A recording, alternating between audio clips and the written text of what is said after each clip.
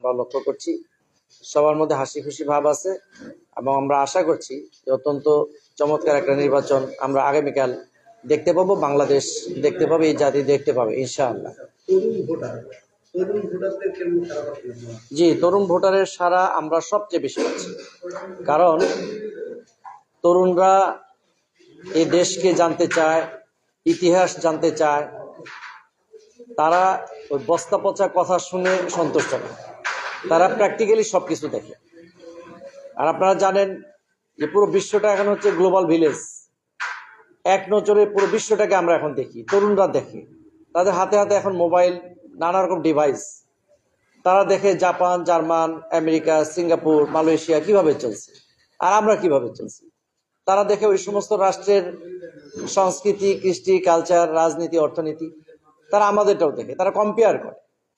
ফলে তারা আমাদের দেশের এই পর্যন্ত যে রাজনীতিগুলো তারা দেখে আসছে তার প্রতি তারা আস্থা বিশ্বাস রাখতে পারে না, যার ফলশ্রুতিতে আমরা ইউনিভার্সিটিগুলোতে দেখেছি যে সৎ নেতৃত্ব, বিনয়ী নেতৃত্ব, মানুষের পাশে দাঁড়ানোর যে নেতৃত্ব, মানুষের সুখে দুঃখে, ছাত্রদের সুখে দুঃখে পাশে যারা দাঁড়ায় তাদের প্রতি তারা আস্থা বিশ্বাস রেখে ভূমিধস বিজয় করে দিয়েছে আমাদের বাংলাদেশ ইসলামী ছাত্র শিবিরকে ইউনিভার্সিটিগুলোতে। তার ফলশ্রুতিতে আমরা এলাকাতেও দেখি তরুণরা এগিয়ে আসছে, তরুণরা উল্লাস করছে, তরুণরা বলছে যে আমরা এবার সৎ, যোগ্য, দক্ষ, আমানতদার, শিক্ষিত এবং যারা ঋণ খেলাপি না, যারা ঋণগ্রস্ত না, এই জাতীয় লোকদেরকে আমরা নির্বাচিত করে বাংলাদেশকে আমরা এক ধাপ এগিয়ে নিয়ে যাব।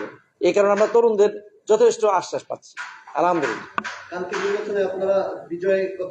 হ্যাঁ, আমরা শতভাগ আশাবাদী, কারণ আমরা সকল শ্রেণীর পেশার মানুষের সাথে যোগাযোগ করেছি। আমরা একেবারে বস্তির মানুষের সাথে যেমন যোগাযোগ করেছি, আমরা অ্যালাইড পার্সনদের সাথে যোগাযোগ করেছি, বাড়িওয়ালা ভাড়াটিয়াদের সাথে আমরা যোগাযোগ করেছি। সর্বমহল থেকে আমরা সাড়া পাচ্ছি যে এবার মানুষ একটা পরিবর্তন চায়। অন্যান্য সব দল দেখা শেষ, এবার মানুষের মুখে মুখে উচ্চারণ হচ্ছে যে একটা দল দেখা বাকি আছে, সেটা হচ্ছে জামাত ইসলামী বাংলাদেশ। এই জন্য বাংলাদেশ জামাত ইসলামীর নেতৃত্ব তারা জানে, বাংলাদেশ জামাত ইসলামীর নেতৃত্বের মধ্যে কোনো রকম কোনো ঝামেলা নাই। জামাত ইসলামীর মধ্যে একটা গণতান্ত্রিক পরিবেশ আছে, এখানে মারামারি করে তাদের কোনো কর্মী মারা যায় না। এখানে নেতৃত্ব নির্বাচনের ক্ষেত্রে চরম সৌন্দর্য এখানে আছে। আমির নির্বাচনের ক্ষেত্রে যে সৌন্দর্য বাংলাদেশ জামাত ইসলামীতে আছে অন্য কোনো দলে নাই, এটা আমরা হলফ করে বলতে পারি, অন্য কোনো দলে নাই। সব দলে আমির নির্বাচিত হয় বংশ পরম্পরায়, বাবার মেয়ে আমির হয়, স্বামীর বউ আমির হয়। বাংলাদেশ জামাত ইসলামীতে ওই সিস্টেম নাই, এখানে সারা দেশের রুকনদের ভোটে আমির নির্বাচিত হয়। এই কারণে এই সব মিলিয়ে আমরা মনে করি যে বাংলাদেশ জামাত ইসলামীর প্রতি, দাঁড়িপাল্লা প্রার্থীর প্রতি, দাঁড়িপাল্লা প্রতীকের প্রতি মানুষের আস্থা বিশ্বাস অনেক বেশি আছে। আলহামদুলিল্লাহ, আমরা ঢাকা 4 আসনেও বিপুল ভোটের ব্যবধানে দাঁড়িপাল্লা আমরা বিজয়ী হব ইনশাআল্লাহ। আমরা গভীরভাবে আমরা আশাবাদী। কালকে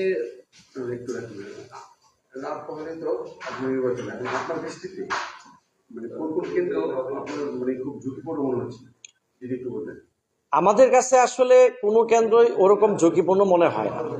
প্রশাসন যেভাবে কেন্দ্রগুলোকে সাজিয়ে নিয়েছে, আমাদের যে 4-5 স্তরের প্রশাসন গভর্নমেন্ট নিয়োগ করেছে, যদি প্রশাসনের লোকরা সঠিক সুন্দরভাবে দায়িত্ব পালন করে, আর আমরা যারা দল করি, আমরা যদি গণতান্ত্রিক মূল্যবোধ নিজেদের মধ্যে ধারণ করে দলীয় কর্মীদেরকে কন্ট্রোল করতে পারি, তাহলে কেন্দ্র ঝুঁকিপূর্ণ হবে কেন?